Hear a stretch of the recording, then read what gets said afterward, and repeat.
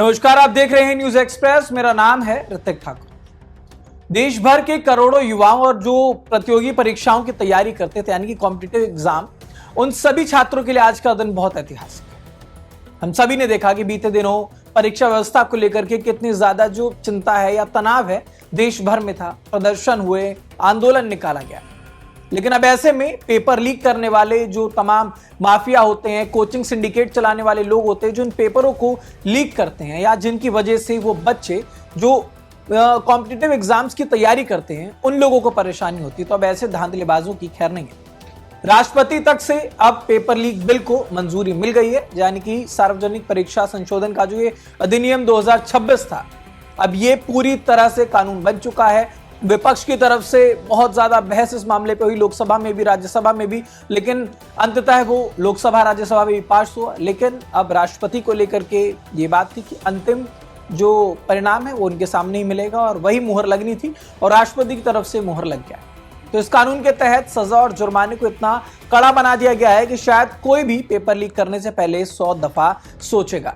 देश भर में नीट पेपर लीक को लेकर के कितनी सारी जो खबरें हैं वो निकलकर सामने आई। फर्जीवाड़ों की खबरें भी लगातार सामने आ रही थी और युवाओं में भी भारी गुस्सा था।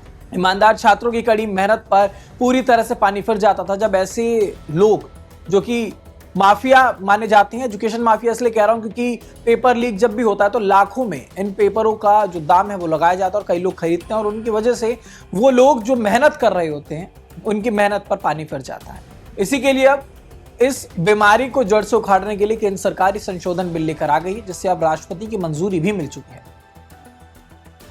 सजा और जुर्माना, पुराना कानून वर्सेस नया संशोधन कानून। व्यक्तिगत दोषी या कोई सॉल्वर गैंग, पहले 3 से 5 साल तक की जेल और 10 लाख तक का जुर्माना, अब 5 से 10 साल तक की जेल और 50 लाख तक का जुर्माना।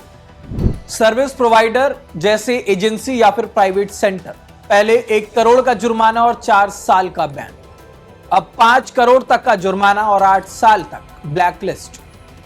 संगठित अपराध जैसे पेपर लीक सिंडिकेट या कोई माफिया, पहले 5 से 10 साल तक की जेल और 1 करोड़ का जुर्माना, अब 7 से 10 साल तक की कड़ी जेल, कम से कम 10 करोड़ का भारी जुर्माना।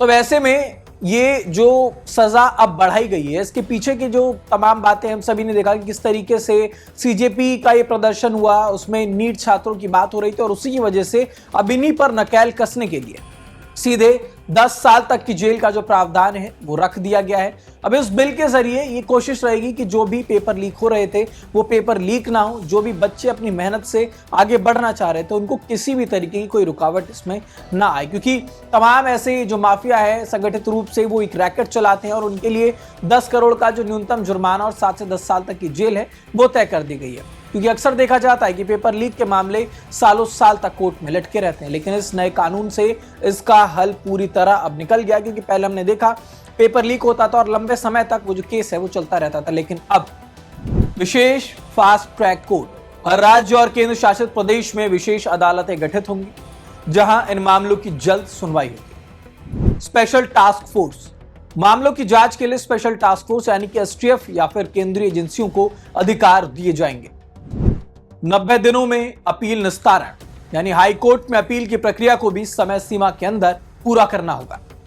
तो वैसे में ये जो परीक्षाएं होंगी इन पर पूरी तरीके से जो नकेल कसी जाए इन माफियाओं पर, इस पर लगातार काम किया जाएगा। इस बिल में तमाम जो प्रावधान है